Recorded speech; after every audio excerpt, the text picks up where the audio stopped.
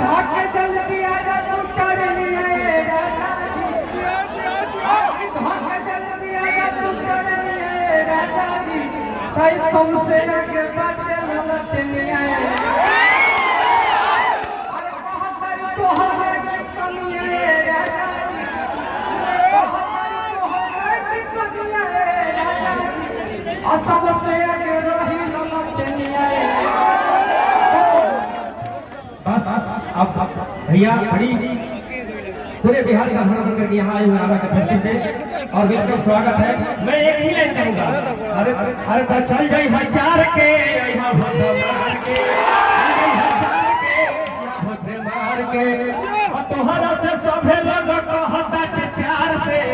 तोहरे तेजा सभी जी कहता रे प्यार से, चल जाई हजार के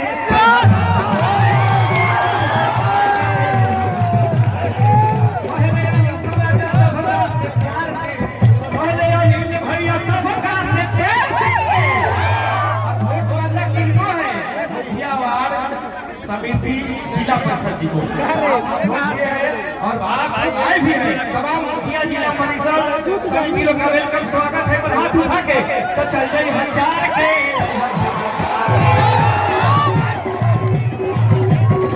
चल जाए हजार के। हाँ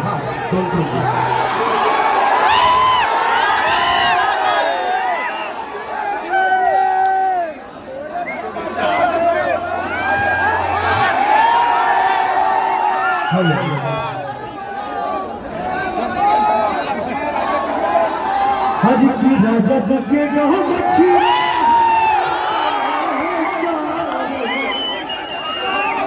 हरि की राजा के गाँव मछिया, बंधने अपना हो सा अजनुआ हमारे